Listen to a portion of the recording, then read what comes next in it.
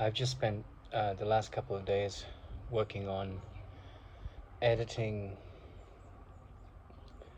the English translation of the text by Ramana Maharshi. And it was translated by my friend Michael James. He's in his 60s now, and he lives near the Isle of Skye in Scotland.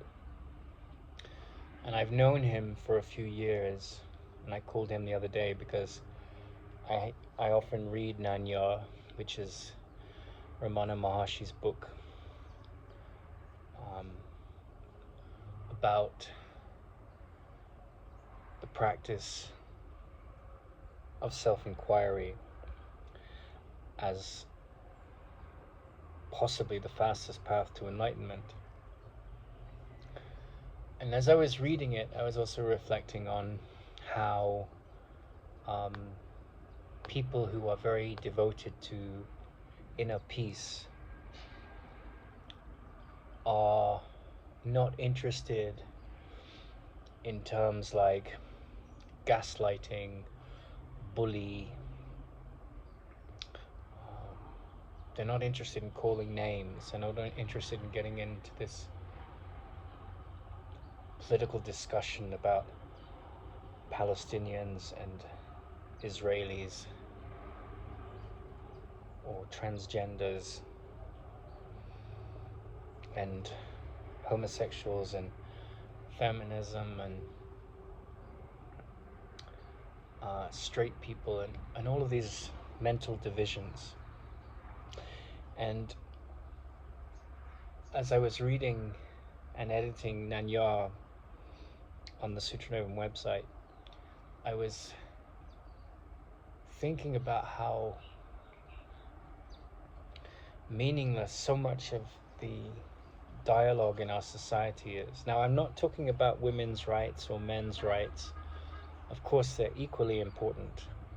But I'm talking about how when you take a side, like I'm a feminist, or I don't even know what the opposite of a feminist is, because we've so brainwashed ourselves that women are poorly treated and men are culprits.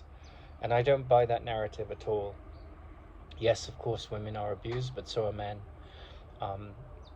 It's the thought which creates the abuse. It's not the gender. And a thought can occur in any mind.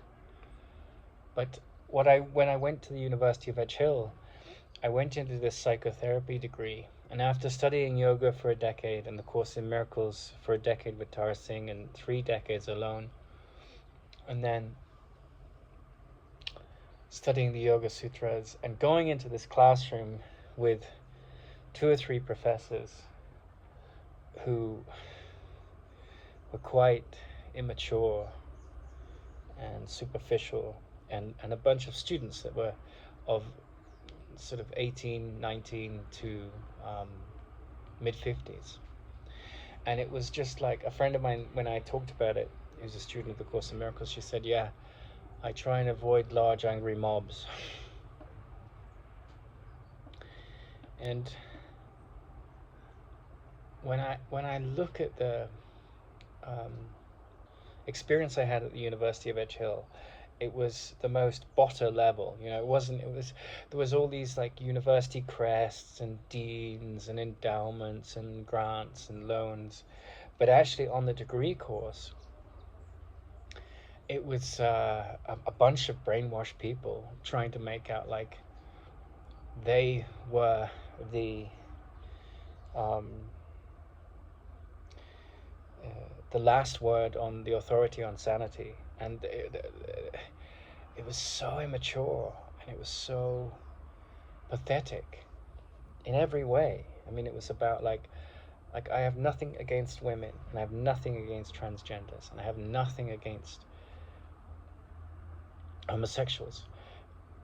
But the agenda of this mentality that comes in and looks for an enemy is so petty. But when you study Nanya, which is this inquiry into what am I, and it's the inquiry that leads to enlightenment, you're not interested in your gender. You're not interested in your color of your skin or your place of birth or your background story. You're interested in outgrowing the insecurity in the mind that creates misery and suffering. But this psychotherapy degree, it was majority women.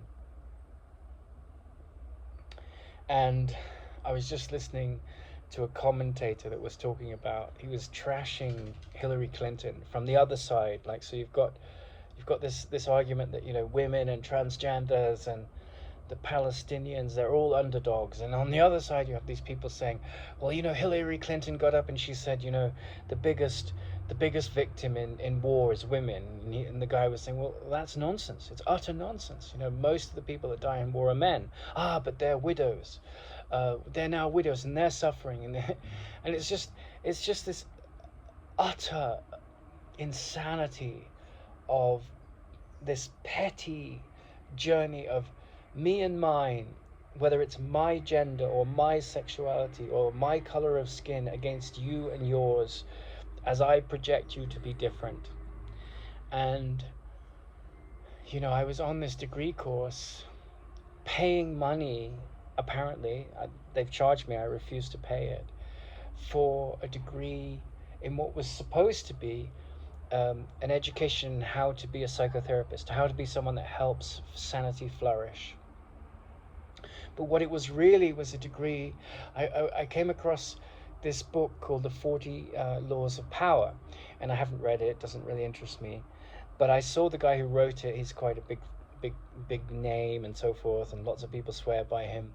But, you know, this stuff is so superficial when it comes to what's really interesting, which is how do you transcend suffering? How do you end sorrow? What is the purpose of life beyond what the religions and what the education system tell you, what you're indoctrinated to believe?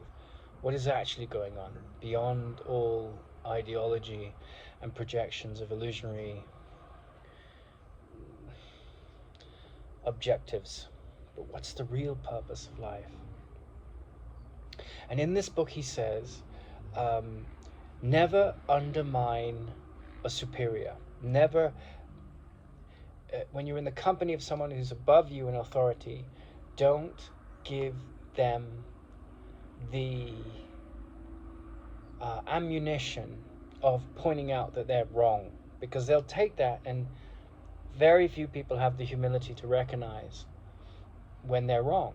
I'm happy to be wrong. I'm really happy to be wrong. And it's like I get to learn and grow.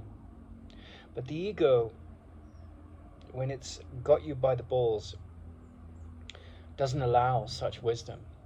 And so, you know, when Einstein published his paper, 108 PhDs were like, yeah, he's wrong, and he was right. You know, but their insecurity and their lack of curiosity and their who do you think you are, you know, kind of mentality took over. But in the Laws of Power, it mentions this, and I realized that I have lived such a free-spirited life. I've mostly worked for myself. Careers haven't been so important to me, so I haven't had to kiss that many asses in my life. And I'm not very good at it because, as Eleanor Roosevelt wisely said, you know, no one can give you the power to intimidate you unless you give it to them, right? It's something within you that says, okay, you have the power to make me intimidated. You're giving that power to them. And, you know, petty tyrants, I don't judge them, but I want to have no part in their journey. I want to keep well away from them. And of course, we all have to handle that kind of mentality from time to time. Some of us have to handle it on a daily basis, but in my life, freedom from that kind of insanity has been a priority. It's made for a very different kind of life. But there was a professor on the course, and there was a student on the course, and they were both like converted lesbians. So they'd been straight women, and then they'd become lesbians. And my ex-wife was an ex-lesbian, and she and her ex-wife had all these issues.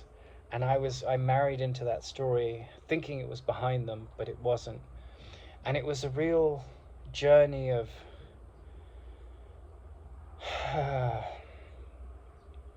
waking up to the detachment of thinking that a relationship can lead you to joy. Now, relationships can be places of great joy, of course, they should be. But it was like an awareness that the physical attraction and the emotional attraction that goes with humans is valid and valuable and important.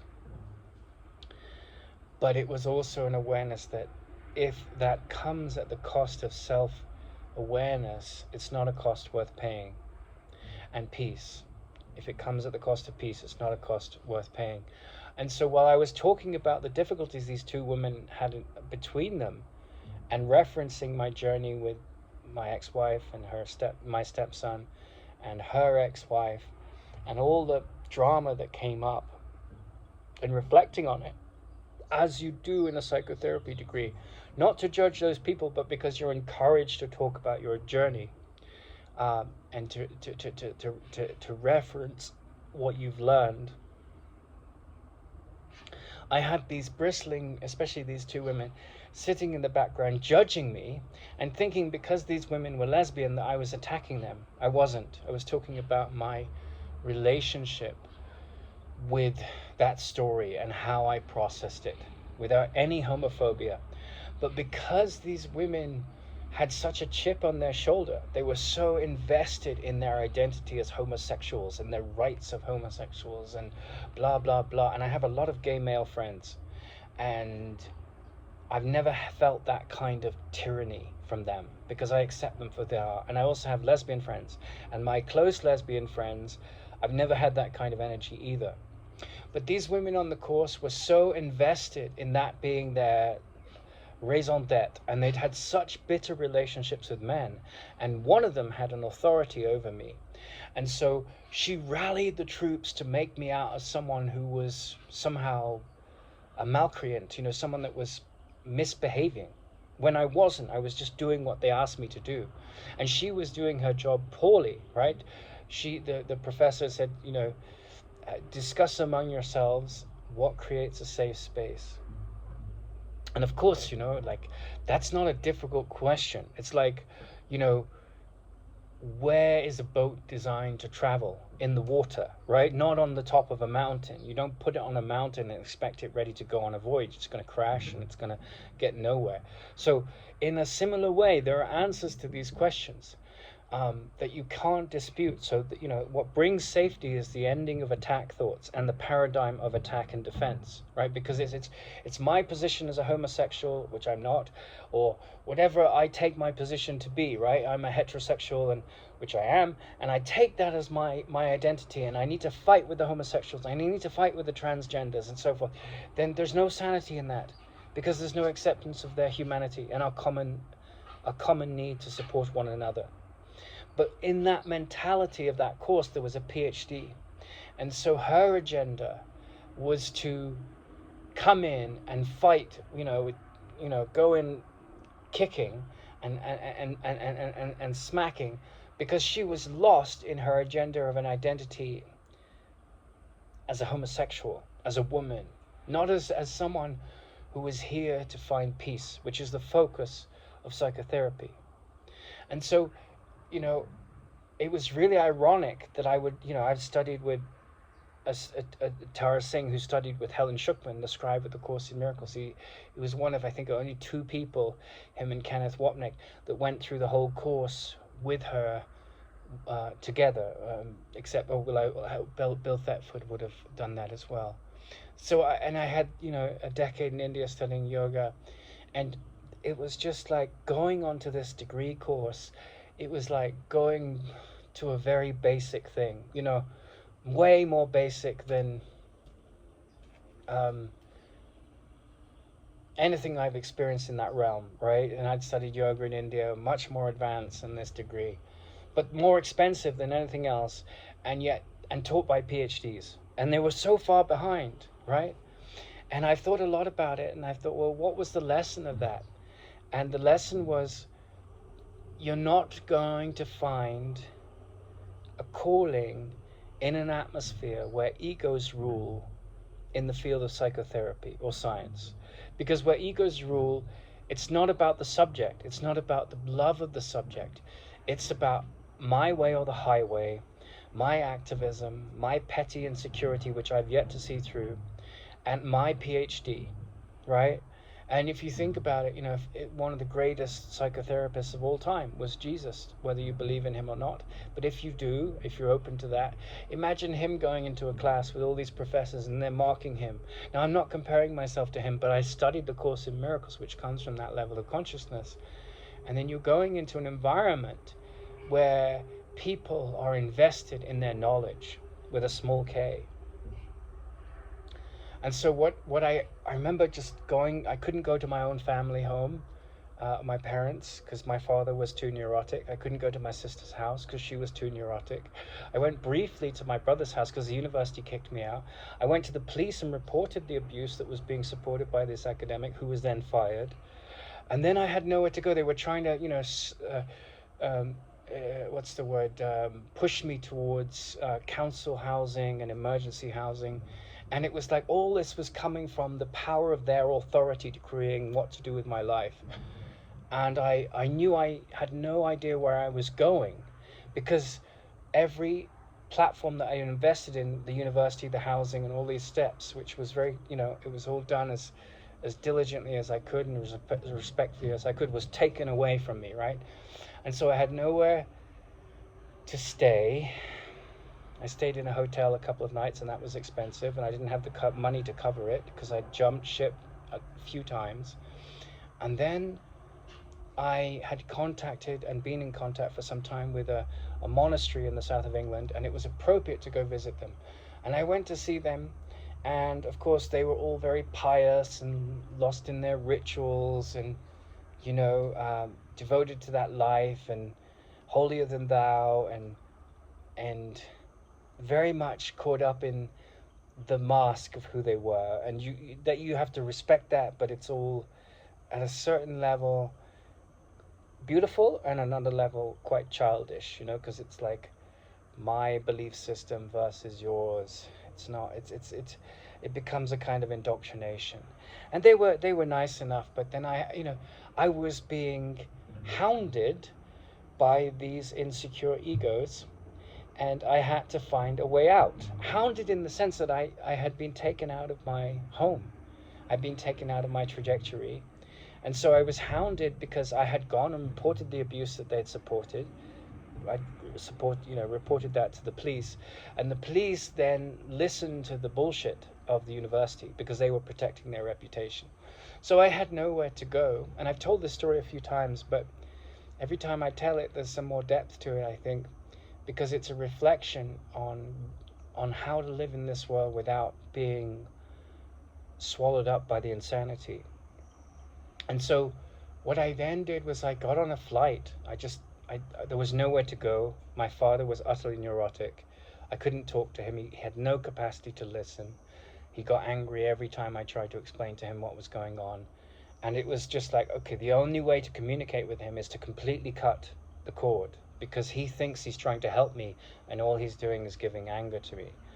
So I'll go somewhere where I'll be safe. And I flew on Christmas Day to Toronto, where a friend put me up, and I was in the middle of filing my complaints against the university. And of course they were so clever. They brought in their lawyers. They made up all kinds of lies. And they didn't care. They weren't interested in the truth. They weren't interested in looking at what they were actually supporting, which was hate speech.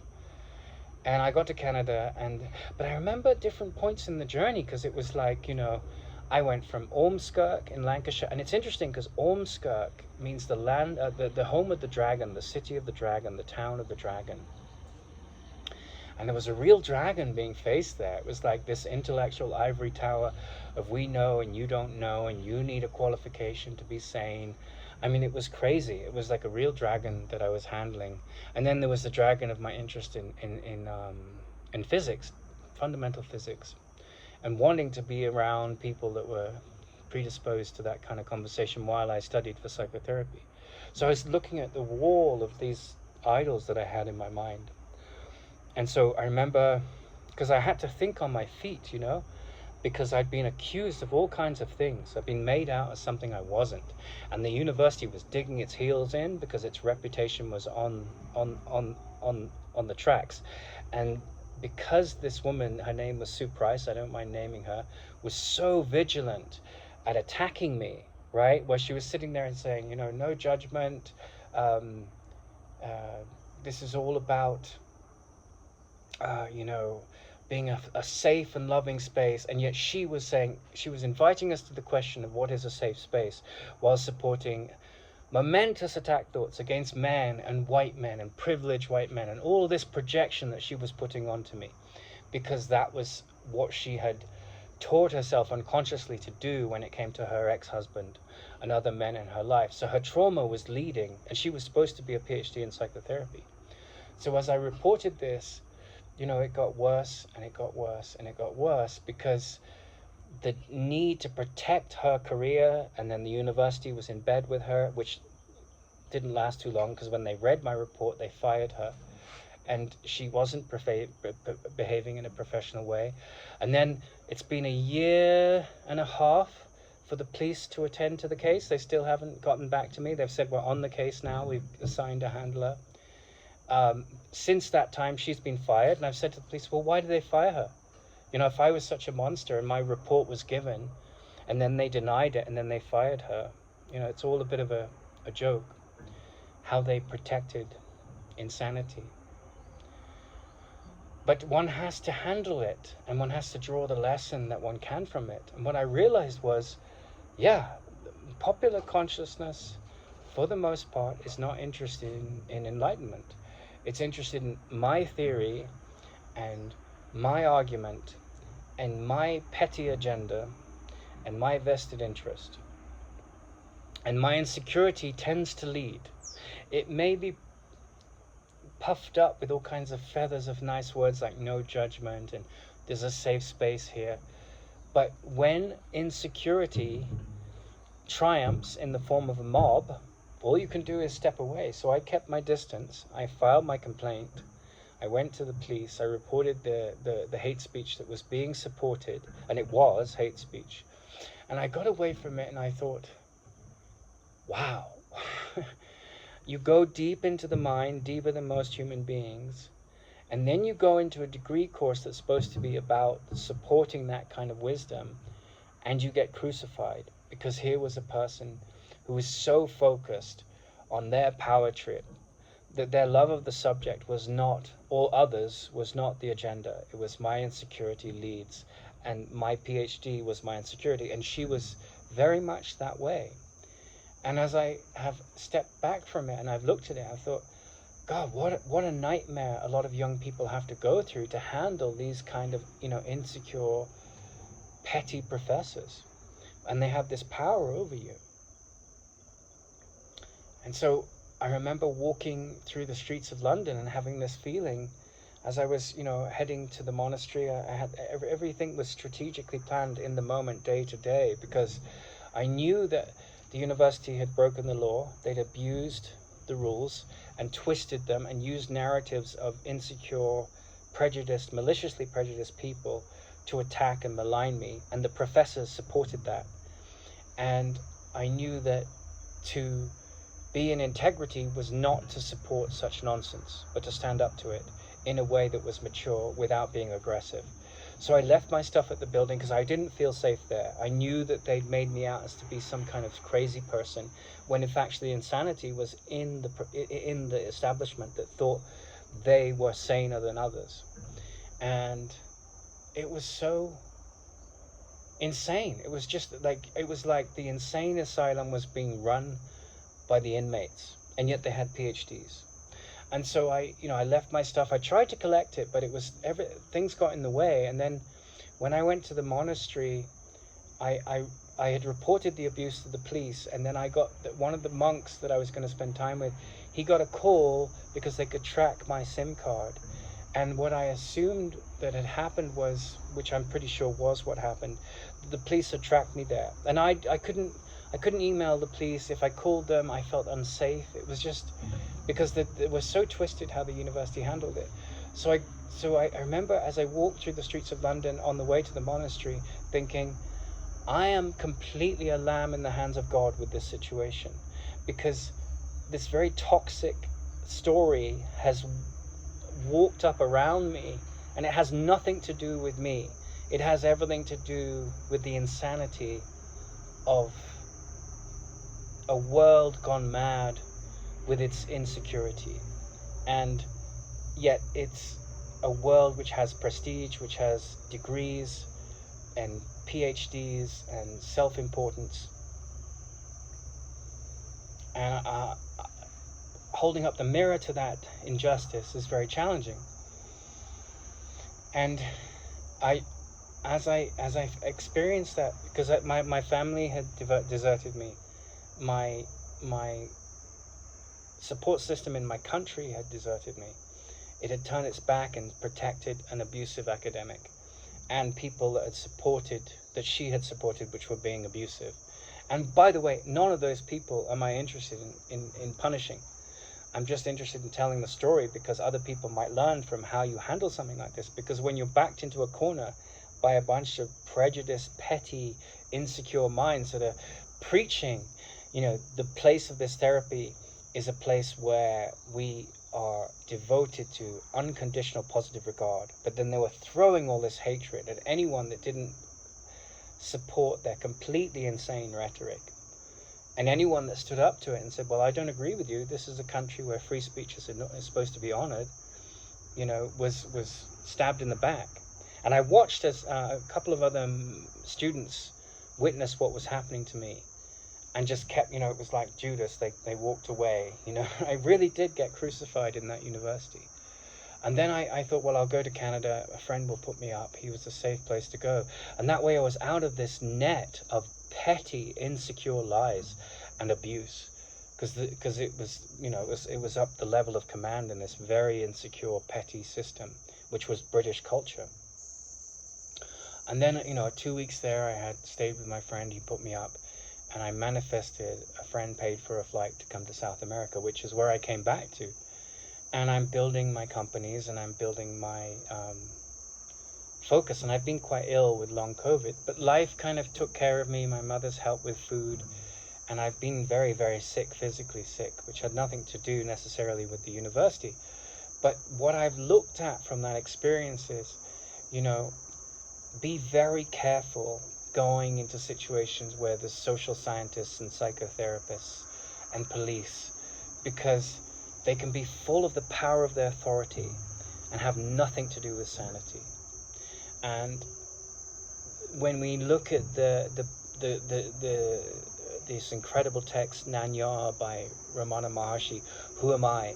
It's a meditation on what my nature is. And what you end up getting to is like, my job here is to transcend the insecurity of the mind. Often, if you think you're going to find it in a psychotherapy degree, you will find the exact opposite. So you have to find a way to be in the world where you're liberated of all these insane minds that are attached to their false identity. So you have to live in that world without becoming a victim of its thought system. And all of us start out as a victim of its thought system. So that's just a meditation about how sanity at the deepest level is very beautiful, but can come through, rites of passage that can be very, very challenging. Now, I studied Ramana for years, and I went into this degree course, and it was full of the victimhood of feminists and homosexuals and left-wing liberals. And I'm none of those things. I'm just a human being that's interested in sanity. And I won't attach my cart to any of these labels. Now, I'll support whatever seems sane, Yes, if you're a transgender, you want to have a sex change, why not? That's not my business, it's yours. But to do it in a way that doesn't harm, that's what the laws of society are about. But then, women that have to run against men that have changed into women, it's a whole political debate, and it's become this huge firestorm of division. And I walked into this degree course, and it was going to the most petty mentality. And it had this, as I said, university crest and this, aura of collected sanity. And it was anything but. It's gone dark. It's been dark for a while, so this video is watching the sunset as well as hearing me talk about, you know, what essentially is, you know, this passage of life that we're all on, neti, not this, not that. Now, I have friends that have graduated in psychotherapy. Maybe they were younger than I, they weren't as in such a toxic environment as I found myself in. But, you know, wherever you go in life, you have to make the most of what happens. And I just realized that perhaps most psychotherapists don't have a clue about what's really going on. They're lost in the corridors of the mind and their projections of mental health and mental illness. As Krishnamurti used to say, you know, he felt that most psychotherapists, unfortunately, create more problems than they solve. And he said, you know, once you get your own mind in order, your own presence will help heal others. And people get lost in this analysis of talk therapy. And in Ramana's text, he says, you know, if you're clearing up rubbish, you don't go around analyzing the rubbish. You just throw it away. And the same is true for the insecure mind. But a lot of these psychotherapists are completely lost in trying to keep you on a leash so you keep coming back and pay their fee. And you don't graduate. And so you read Nanya and it's like, okay, this is where it's at. This is how I transcend the illusions that I'm trapped in. That's what I came to discover.